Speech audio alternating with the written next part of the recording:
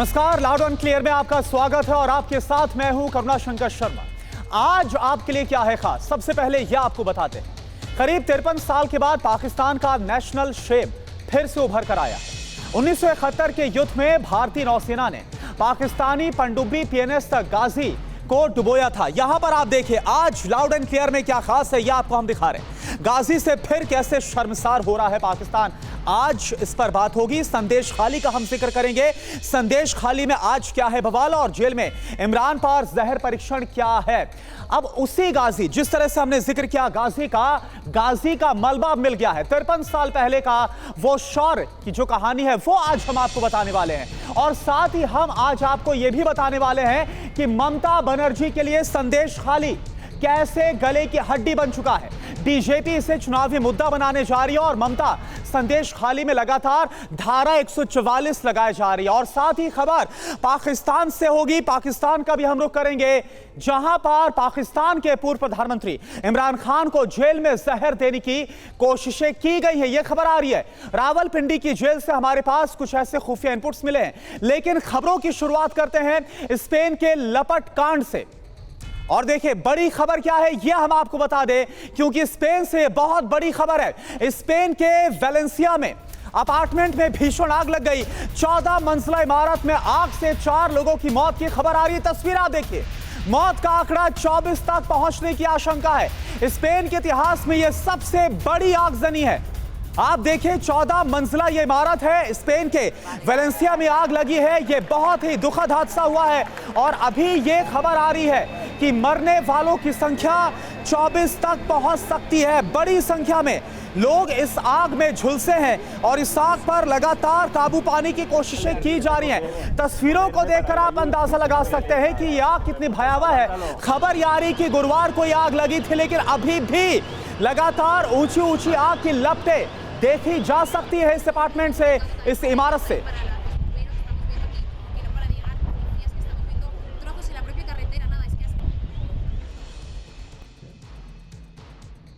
तो ये आग जो इस वक्त आप तस्वीरों में देख रहे हैं, गुरुवार की शाम करीब 5:30 बजे लगी। इस 14 मंजिला इमारत की 10वीं मंजिल में सबसे पहले आग लगी। क्योंकि हवा बेहद तेज बह रही थी, इसलिए आग कुछ देर के बाद ऊपर और नीचे के मंजिलों में भी फैल गई। 14 मंजिला अपार्टमेंट के अंदर 3000 से ज्यादा लोग मौजूद थे। आग लगने के बाद इमरजेंसी सायरन बजने लगा और ज्यादातर लोग समय रहते अपार्टमेंट से बाहर निकल आए, लेकिन इसके बाद भी बड़ी संख्या में ऐसे लोग थे जो कि अंदर फंसे रह गए, जो आप एरो में भी देख पा रहे हैं।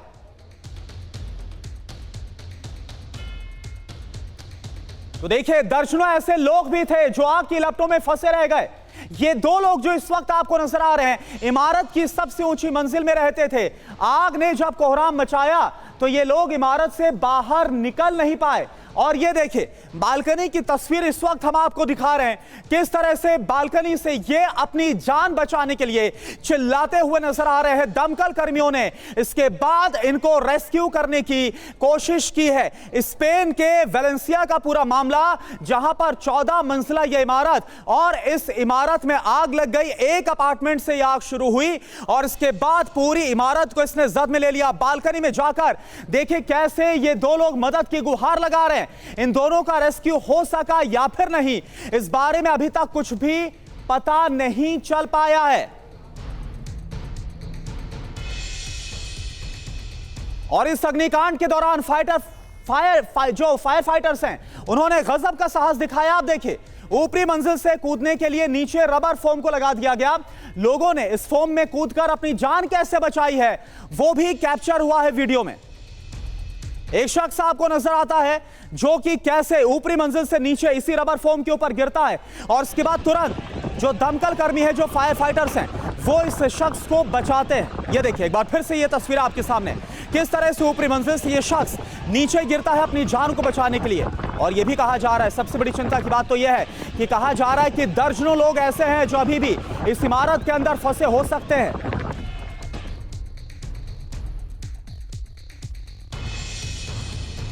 10वीं मंजिल पर सबसे पहले आग लगी। एक और तस्वीर आपको हम दिखा रहे हैं।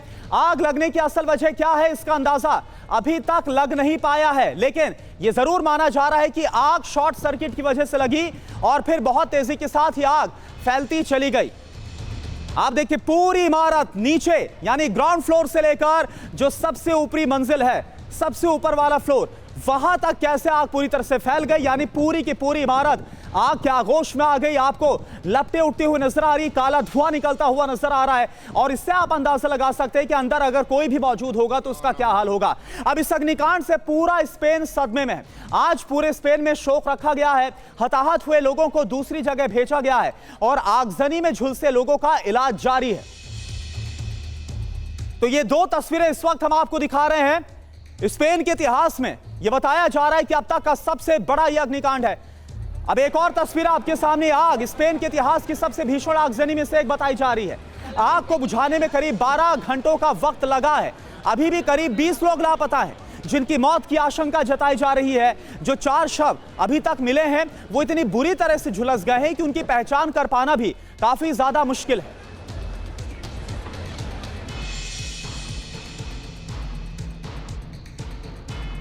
और चलिए अब आपको 10 तस्वीरें दिखाते हैं। इन तस्वीरों से आपको इस भीषण आगजनी की भयावहता का अंदाजा हो जाएगा। हर तरफ आग की लपटें ही आपको नजर आ रही हैं। हर तरफ हाहाकार मचा हुआ है। ऊंची ऊंची लपटें डरावनी नजर आ रही है। इमारत के अंदर दर्जनों लोग फंसे हुए हैं और सैकड़ों लोग सड़कों से मौत के इस मंजर को देख रहे हैं। हर कोई मजबूर है क्योंकि 14 मंजिला इस इमारत में इतना भीषण अग्निकांड हो गया कि कोई भी शख्स बिना सुरक्षा उपकरण के अंदर बचाव के लिए घुस नहीं सकता।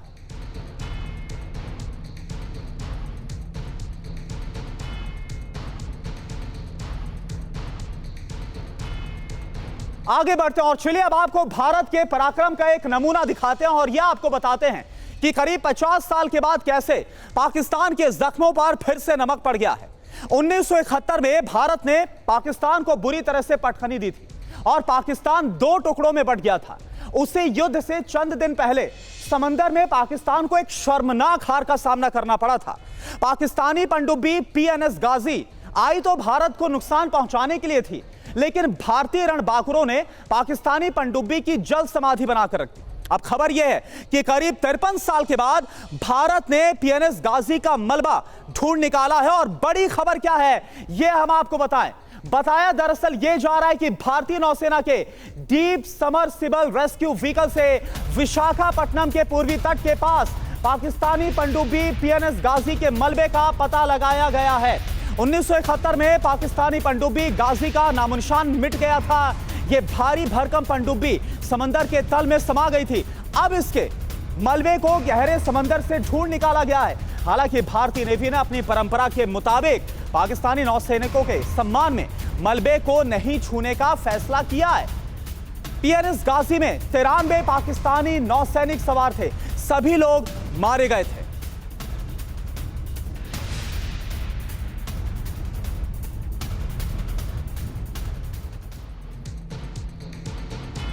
और अब 53 साल पहले पाकिस्तान ने समंदर में कैसे मुंह की खाई थी आपको बताते हैं। भारतीय नौसेना की शौर्य गाथा आपके सामने हम रखने वाले हैं। तो पाकिस्तान का नेशनल शेम कैसे 53 साल के बाद फिर से उभरा, इसकी पूरी जानकारी। नवंबर 1971 में गाजी को कराची से बंगाल की खाड़ी की तरफ भेजा गया था। PNS गाजी ने 4800 किलोमीटर की यात्रा की, विशाखापट्टनम तट पर पहुंची है। भारत को पता लग गया कि पाकिस्तानी नौसेना INS विक्रांत को डुबो देना चाहती है। नेवी ने पाकिस्तान को चकमा दिया। INS राजपूत को INS विक्रांत बनाकर दरअसल पेश किया गया। INS राजपूत को विशाखापट्टनम से 160 किलोमीटर की दूरी पर ले जाया गया। INS विक्रांत के कॉल साइन का प्रयोग किया गया।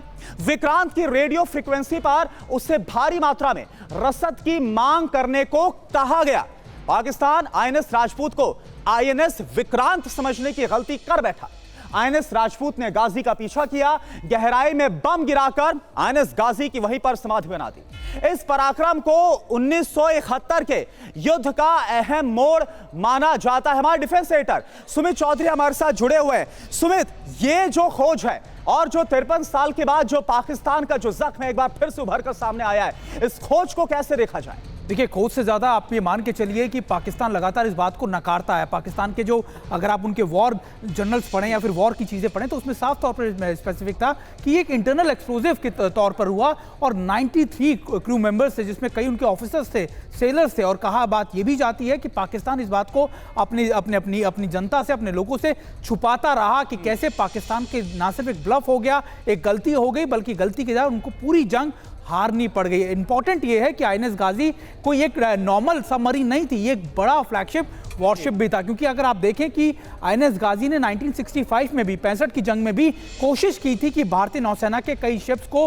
टारगेट कर सके। आईएनएस ब्रह्मपुत्र की बात की जाती है, लेकिन उस समय भी ये बच के निकल भागी थी। और अब 1971 के अंदर कहा जाता है कि जब ये फंसी तो इसको ना सिर्फ गिराया गया, बल्कि ये पाकिस्तान नेवी के लिए एक बहुत बड़ा सेटबैक था, जिसको उभरने से बचाने के लिए कई बड़े मेजर्स लिए गए। अमेरिका से ये सबमरीन ली गई थी, लेकिन निश्चित तौर पर पाकिस्तान की नेवी के जो, आप कह सकते हैं जो मोराल था, इससे बहुत ज्यादा डाउन हो गया था और कई साल लगे उनको इससे उभरने के लिए।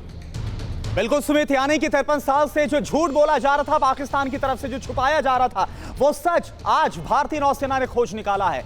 एक और जानकारी आपको दे दे, पीएनएस गाजी जिसका जिक्र हो रहा है, जिससे खोज निकाला गया है, पीएनएस गाजी की आखिर क्षमता क्या थी और कैसे पाकिस्तान की ताकत के तबाह होने के बाद उसकी बदनामी हुई, यह भी आपके लिए जानना बहुत जरूरी है। तो पाकिस्तान का गाजी जख्म हरा हो गया, यह हम आपको बता रहे हैं। पीएनएस गाजी पाकिस्तानी नौसेना की प्रमुख पनडुब्बी थी।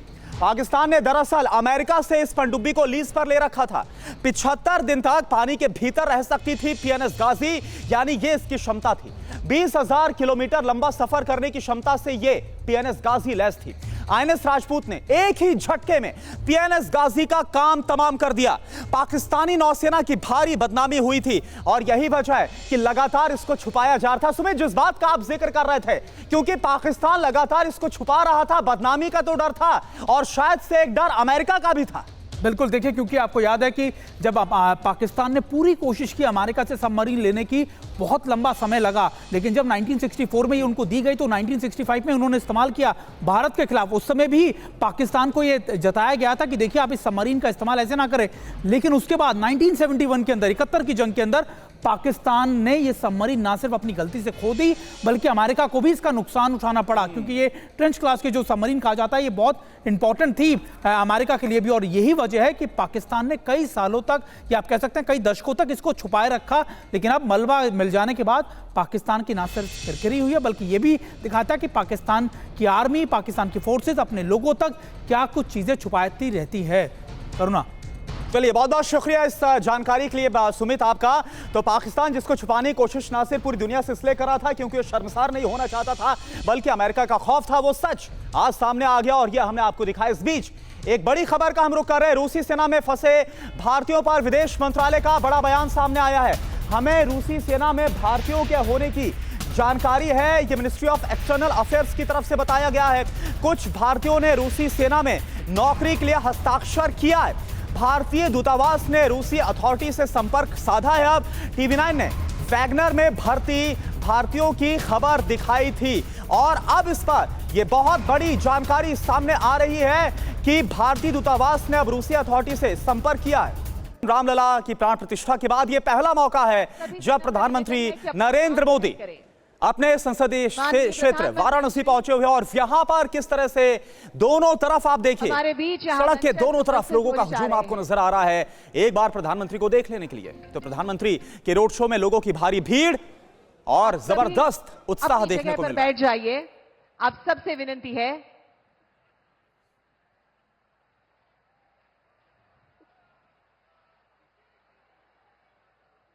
तो आज का ये दौरा प्रधानमंत्री का बेहद खास। आज इस दौरे की शुरुआत प्रधानमंत्री ने BHU से किया और यहां पर प्रधानमंत्री ने छात्रों के साथ साथ बड़ी संख्या में जो लोग वहां पर मौजूद थे सभी को संबोधित किया। वो छात्र जो कि सांसद ज्ञान प्रतियोगिता में विजेता थे उनको सम्मानित किया था। और इसके बाद प्रधानमंत्री ने, क्योंकि आज संत रविदास जी की जयंती है, इस मौके पर संत रविदास जी की जन्मस्थली पहुंचे और वहां पर पहुंचकर उन्होंने संत रविदास जी की 25 फीट ऊंची प्रतिमा का अनावरण किया, लोकार्पण किया। और बड़ी संख्या में यहां पर न सिर्फ पूर्वांचल से, उत्तर प्रदेश से, बल्कि पंजाब और हरियाणा से भी राष्ट्रीय वयोश्री किसान मौजूद थे, लोग आए हुए थे प्रधानमंत्री को सुनने के लिए। बेहद ही ये खास मौका था। और अब इसके बाद उपकरण भेंट करेंगे प्रधानमंत्री नरेंद्र मोदी का रोड शो, जो कि इस वक्त हम आपको दिखा रहे हैं। और मनीष झा इस वक्त, क्योंकि आज वो मौजूद हैं बनारस में, उनका ही हम रुख करते हैं। मनीष, ये कितना बड़ा मौका है, क्योंकि हम देख पा रहे लोगों में काफी भारी उत्साह है। प्रधानमंत्री के ऊपर पुष्प वर्षा की जा रही है। रामलला की प्राण प्रतिष्ठा के बाद ये पहला मौका जब अपने संसदीय क्षेत्र में मौजूद है प्रधानमंत्री वृद्ध व्यक्ति हैं, भेंट सुपुर्द करेंगे। बिल्कुल, देखिए, प्रधानमंत्री के 2 दिन के इस बनारस दौरे में आप ब्रांड मोदी की उस झलक को साफ तौर पर देख सकते हैं। बतौर सांसद उन्होंने बीएचयू में जो कार्यक्रम किया, उसमें दरअसल जो सांसद प्रतियोगिता के विजेताओं को उन्होंने सम्मान दिया।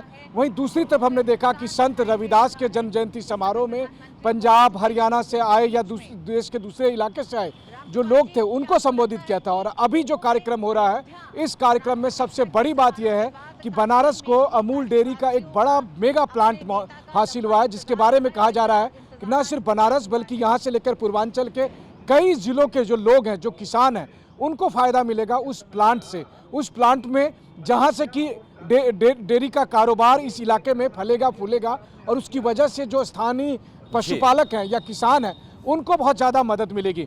दूसरी बात यह है कि यहाँ पर प्रधानमंत्री के तमाम जो करीब 15,000 करोड़ के जो डेवलपमेंट प्रोजेक्ट्स हैं, उनका या तो वो उद्घाटन कर रहे हैं या उनका वो शिलान्यास कर रहे हैं। तो एक व्यक्ति, एक प्रधानमंत्री, जिसके नाम पर आज पूरी पार्टी पूरे देश में जीतने का दावा कर रही है, लेकिन वो खुद बतौर सांसद अपने संसदीय क्षेत्र में आ रहे हैं और यहाँ पर तमाम ऐसे डेवलपमेंट के काम कर रहे हैं जहाँ से वो सीधे तौर पर न केवल अपने संसद के लोगों से, बल्कि आसपास के जो क्षेत्र के किसान और पशुपालक हैं, उनको भी वो कनेक्ट करने की कोशिश कर रहे हैं, उनको, ताकि उनके प्रोजेक्ट से उन सब लोगों को लाभ मिल सके। और उसी की बानगी अभी आप देख रहे हैं, जब प्रधानमंत्री मंच पर मौजूद हैं, जब प्रधानमंत्री यहाँ पर लोगों से संबोधित करेंगे, उनके लिए यहाँ रोड शो हुआ और फिर अलग अलग जो प्लांट है जिनका वो उद्घाटन करेंगे या शिलान्यास करेंगे। अच्छा, लेकिन मनीष, ये बताइए, जो काशी वासी हैं, जो लोग वहां पर प्रधानमंत्री को देखने के लिए, सुनने के लिए पहुंच रहे हैं, वो क्या बोल रहे हैं? निश्चित तौर पर देखिए, वो काफ़ी रोमांचित भी हैं, क्योंकि प्रधानमंत्री के, अगर आपको ध्यान में होगा तो कल रात में जब वो आए थे, तब भी लोग सड़क पर दोनों किनारे में खड़े थे और मोदी मोदी के नारे लगा रहे थे। वहीं दूसरी तरफ अगर आप देखें तो जो दूसरा कार्यक्रम हुआ संत रविदास जन्म जयंती समारोह में भी, वहाँ पर भी अगर एक तरफ जय गुरुदेव के नारे लग रहे थे, तो वहाँ हर हर मोदी के भी नारे लग रहे थे। तो लोग यहाँ रोमांचित है, इसमें कोई दो राय नहीं है कि चुनाव परिणाम क्या होगा, चुनावी तैयारी कैसी है, उन सब बातों को लेकर काशीवासी हमेशा से बेहद एक्साइटेड होते हैं। लेकिन हाँ, ये बात जरूर है कि एक ऐसे समय में जब साफ तौर पर दिखता है उनको काशी आने की जरूरत नहीं है, लेकिन तभी वो काशी आते हैं। और अयोध्या में प्राण प्रतिष्ठा के तुरंत बाद जब वो काशी आ रहे हैं और चुनाव के बिल्कुल, तो हम देख भी पा रहे हैं लोगों में कितना भारी उत्साह है, जो प्रधानमंत्री का स्वागत करने के लिए वहां पर मौजूद हैं। और प्रधानमंत्री इस वक्त एक रोड शो कर रहे हैं, जिसकी तस्वीरें आपको दिखा रहे थे। बहुत बहुत शुक्रिया आपका मनीष, इस जानकारी के लिए। आगे बढ़ते हैं। विशाखापट्टनम में दुनिया की सबसे बड़ी वॉर ड्रिल मिलन 24 चल रही है। मिलन 24 जो कि इस वक्त जारी है। दुनिया के 50 से ज्यादा देश इस वॉर ड्रिल में शामिल हुए हैं। समंदर में भारत की ताकत देख दुनिया सलाम कर रही है और दुश्मन हैरान परेशान है। विशाखापट्टनम में भारतवर्ष के पराक्रमी जल योद्धाओं ने अपने शौर्य का प्रदर्शन किया। मार्कोस कमांडोज, जिनके नाम से ही दुश्मन थर थर कांपते हैं। मार्कोस कमांडोज की हैरत अंगेज शक्ति प्रदर्शन ने सबको चौंका दिया। ड्रिल की हर एक तस्वीर को टीवी 9 भारतवर्ष लगातार आपको दिखा रहा है। ये तस्वीरें भी आप देखिए, 4 तस्वीरें आपके सामने। मार्कोस कमांडोज का शौर्य और कैसे चेतक की गर्जना जो आसमान में सुनाई दी। रोमियो से रेस्क्यू ऑपरेशन कैसे किया गया और पैराट्रूपर्स का हैरत अंगेज प्रदर्शन। और इस वक्त आसमान में आप जो हेलीकॉप्टर उड़ता देख रहे हैं, नेवी के लिए तैयार किए गए खास तौर से चेतक हेलीकॉप्टर है, जो तमाम तरह के जो ऑपरेशंस होते हैं नेवी के, उसमें इसका इस्तेमाल किया जाता है। मार्कोस को अगर पानी के अंदर लैंडिंग करानी हो तो खास तौर से इन हेलीकॉप्टर्स का इस्तेमाल किया जाता है। तमाम तरह के समुद्री ऑपरेशंस में ये एक तरीके से महत्वपूर्ण भूमिका निभाते हैं, क्योंकि जब किसी ऑपरेशन के लिए जल्दी पहुंचना हो समुद्र के बीचों बीच, तो इस तरह की शक्ति की आवश्यकता होती है। शानदार तरीके से ये फ्लाइंग अपना मैनोवर करते हुए आपको दिखा रहे हैं, अपनी कैपेबिलिटी का प्रदर्शन कर रहे हैं। और ये दिखा रहे हैं कि कितना, देखिए, संयम, धैर्य, वीरता का जो एक प्रदर्शन होता है वो यहाँ पर नजर आ रहा है। यानी कि किस तरीके से कोऑर्डिनेशन ऑफ वर्क यहाँ पर आपको नजर आएगा। हमारे जो पायलट्स हैं नेवी के, जो इस हेलीकॉप्टर को उड़ा रहे हैं, उनका कोऑर्डिनेशन आपको यहाँ पर नजर आएगा। और ये खास तौर से जब समंदर के बीचों बीच किसी ऑपरेशन को अंजाम देना हो, तब इस तरीके से हेलीकॉप्टर्स को लाया जाता है। और अब देखिए, मार्कोस कमांडोज को समंदर का सिकंदर भी कहा जाता है। पानी में मौत को मात देने में मार्कोस कमांडोज को महारत हासिल है। मार्कोस कमांडो इंडियन नेवी की खास यूनिट है जिन्हें पानी में दुश्मनों से लड़ने में महारत हासिल है। ये रिपोर्ट आप देखिए। तो यहाँ पर हम आपको ये तस्वीर दिखा रहे हैं और ये देखिए, मार्कोस का जो ऑपरेशन पानी के अंदर, सी के अंदर होता है। स्पेशल फोर्स होती है जो समंदर के अंदर तमाम तरह के ऑपरेशंस करती है। समंदर के अंदर से बोट्स में, शिप्स में, स्मॉल शिप्स में या स्मॉल बोट्स में बैठकर ये अगर किसी एरिया में अगर इन्हें धावा बोलना हो या तमाम तरह का जो एक ऑपरेशन करना हो या किसी दुश्मन को चौंकाना हो, तब मार्कोस की जो भूमिका है वो बहुत ही महत्वपूर्ण हो जाती है। और जिस तरह से अभी हाल के दिनों में अरब सागर में हमने देखा कि अरब सी में हमारी जो मार्कोस है उन्होंने कितनी महत्वपूर्ण भूमिका निभाई और हमारी नेवी ने किस तरीके से जो समुद्री लुटेरे थे उन लोगों को ये बताया कि इंडियन नेवी कितनी शक्तिशाली है। और इस तरीके से समुद्र में किए गए ये तमाम ऑपरेशन एक बड़ा मैसेज भी दुनिया में देते हैं कि हमारी भारतीय नौसेना लगातार शक्तिशाली और सक्षम हो रही है। और ये देखिए, यहाँ पर मार्कोस की कॉम्बैट ड्रिल आपको नज़र आएगी। मार्कोस जब किसी इलाके को न्यूट्रलाइज करना हो, समंदर के बीचों बीच छोटी बोट्स में बैठकर ये आते हैं और उसके बाद दुश्मन को चौंकाने का काम ये इस तरीके से करते हैं।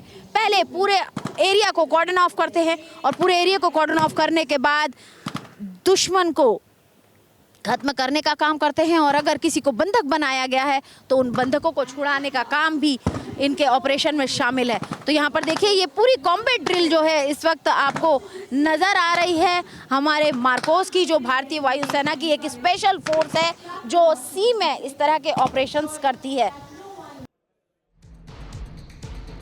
तो मार्कोस कमांडो को पानी में स्पेशल ऑपरेशंस के लिए ही ट्रेन किया जाता है।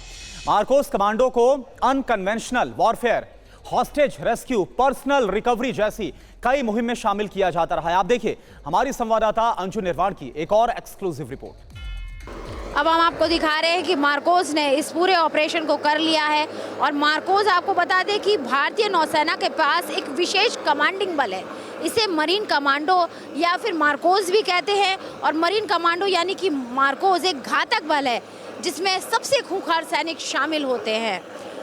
भारतीय नौसेना के ये मार्कोस इसलिए भी अभी चर्चा में जब से ज़्यादा चल रहे हैं क्योंकि उन्होंने कुछ दिन पहले ही सोमालिया तट के पास लाइबेरिया के झंडे वाले जहाज़ MV विला नॉरफॉक को न केवल हाईजैक होने से बचाया बल्कि 21 क्रू मेंबर्स को भी इन्होंने बचाया। इसमें 15 भारतीय भी शामिल थे। ये सभी कमांडो भारतीय नेवी के जहाज़ INS चेन्नई पर सवार होकर गए और उन्होंने वहाँ पर पूरा रेस्क्यू ऑपरेशन किया। तो इसलिए भी मार्कोस ने भारत का नाम रोशन किया। इनकी स्पेशल ट्रेनिंग होती है और इनकी स्पेशल ट्रेनिंग का ही ये सिला था कि इन्होंने उस पूरे ऑपरेशन को बखूबी ढंग से निभाया।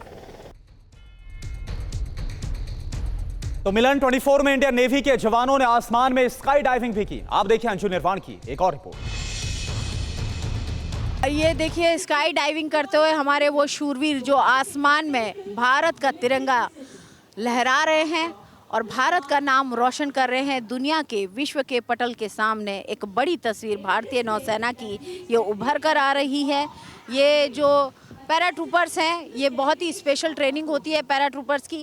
कई हज़ार फीट की ऊंचाई से ये पैराट्रूपर्स हेलीकॉप्टर में से जंप करते हैं और उसके बाद इस पूरी ड्रिल को करते हैं। लेकिन इस ड्रिल को करने के लिए एक लंबी प्रैक्टिस करने की आवश्यकता होती है क्योंकि ये बेहद खतरनाक भी हो सकती है, इसलिए इसके लिए इनको खास तरह की ट्रेनिंग भी दी जाती है।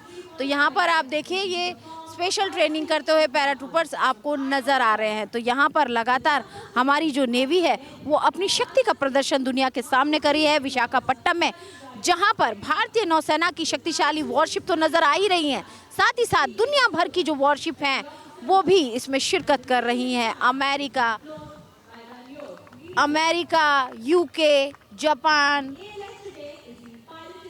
ब्राज़ील, मालदीव्स जैसी कंट्रीज़ की जो शिप्स हैं वो इस एक्सरसाइज का हिस्सा बनी हैं। विशाखापट्टनम में भारतीय नौसेना ने अपने पराक्रम से सबको चौंका दिया। कैसे, ये रिपोर्ट आपको देखनी। और मैं आपको यहाँ पर बताना चाहूँगी कि भारतीय नेवी की शक्ति दिखा रहे हैं ये हेलीकॉप्टर, और भारतीय नौसेना को जल्द ही यहाँ पर आप देखिए, यहाँ पर तस्वीर दिखा रहे हैं हम आपको ये तमाम तरह के ऑपरेशन, जब मार्कोस को किस तरीके से लैंड कराया जाता है पानी के अंदर, और भारतीय नौसेना को ये जो एंटी सबमरीन और एंटी सरफेस वॉरफेयर क्षमता के साथ जो तीसरा MH-60R सेकवॉक हेलीकॉप्टर मिला है।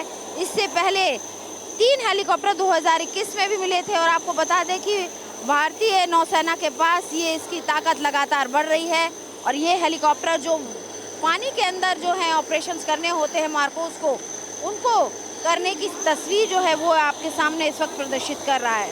और आपको बता दूं कि 2025 तक भारतीय नौसेना को 24 हेलीकॉप्टर में से बचे हुए 18 हेलीकॉप्टर भी मिल जाएंगे।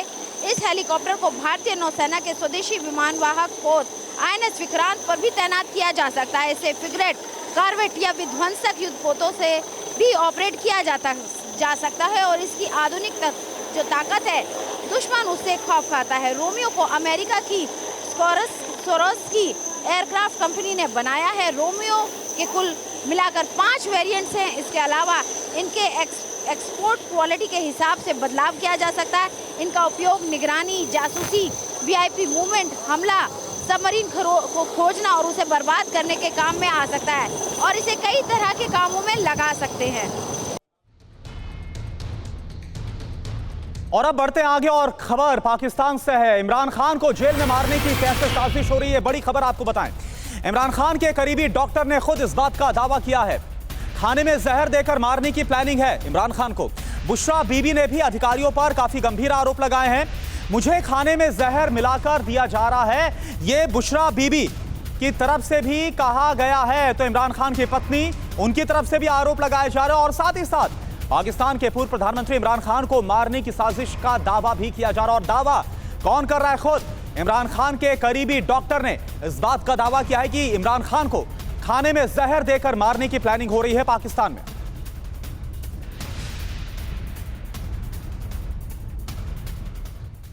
तो पाकिस्तान के पूर्व प्रधानमंत्री इमरान खान नियाजी की मौत की स्क्रिप्ट को लिखा जा रहा है पाकिस्तान में। इमरान खान के बेहद करीबी डॉक्टर सलमान अहमद ने जेल में मारने की साजिश का दावा किया है। क्या है पूरी जानकारी, आप देखिए साजिश को लेकर क्या पता चल रहा है। तो जेल में इमरान खान जहर देकर मारने का पूरा प्लान तैयार हो रहा है। इमरान खान को जेल में मारने की साजिश का खुलासा हो रहा है। इमरान खान को धीमा जहर दिया जा रहा है। इमरान खान को खाने में जहर देकर मारने की प्लानिंग है। जेल के अंदर किसी कैदी से हमला भी करवाया जा सकता है, ऐसी खबरें भी आ रही हैं। इमरान खान पर पहले भी कई बार हमले हो चुके हैं। नवंबर 2022 में इमरान खान पर गोली भी चली थी, जिसमें वो काफी बुरी तरह से घायल हो गए थे, और इसके बाद पाकिस्तान में जमकर हंगामा और जमकर बवाल भी हुआ था। तो पाकिस्तान में इमरान खान से अगर कोई सबसे ज्यादा परेशान और डरा हुआ है तो वो है पाकिस्तान आर्मी चीफ जनरल असीम मुनीर। इमरान खान ने कई बार सार्वजनिक मंचों से पाकिस्तान की सेना पर काफी गंभीर आरोप लगाए हैं। इमरान खान ने कहा था कि मुझे कई लोग मारना चाहते हैं, मैं उनका नाम जानता हूं। इमरान का इशारा साफ तौर पर सीधे पाकिस्तानी आर्मी की तरफ था। अब सवाल क्या उठता है, यह आप जान लीजिए। बिग वॉल का सीधा हम रुख करते हैं। आखिर आर्मी क्यों मारना चाहती है पाकिस्तान के पूर्व प्रधानमंत्री इमरान खान को? इमरान की लोकप्रियता पाकिस्तानी सेना के लिए इस वक्त सबसे बड़ा खतरा बनी हुई है। इमरान की सियासत को नुकसान नहीं पहुंचा पाई है फौज। जो इस वक्त हमने देखा, हम चुनाव के नतीजे भी निकलकर सामने आए। चुनावों के रिजल्ट से फौजी हुक्मरानों में इमरान खान को लेकर काफी ज्यादा घबराहट है। इमरान अब भी इतने ताकतवर हैं कि सेना के समीकरण को बिगाड़ सकते हैं, खराब कर सकते हैं। पाकिस्तानी फौज ISI में बड़े पैमाने पर इमरान खान के समर्थक भी मौजूद हैं। यही वजह है कि असीम मुनीर नहीं चाहते कि इमरान खान जैसी चुनौती उनके सामने रहे। और इसके बाद अब यह खुलासा हो रहा है कि कैसे इमरान खान को मारने की जो साजिश है वो। एक बार फिर शुरू करते हैं वाराणसी का, और प्रधानमंत्री नरेंद्र मोदी यहां पर रोड शो कर रहे हैं, जिसकी तस्वीरें भी हमने आपको दिखाई। और ये देखिए तस्वीरें हम आपको दिखा रहे हैं। और अब आपके सामने है बनास डेयरी। जी हां, अमूल का ये प्लांट है, जो कि 22 करोड़ की लागत से तैयार हुआ है और कहा जा रहा है कि पूर्वांचल के करीब 13 से 14 जनपद है, उसके किसान, उसके जो गौपालक है, पशुपालक है, उन्हें इसका फायदा पहुंचेगा सीधे तौर पर। और अब उसी अमूल प्लांट का उद्घाटन कर रहे हैं बहुत-बहुत तारीफ प्रधानमंत्री इस नरेंद्र क्षण को मोदी। हम अभिवादन करते हैं।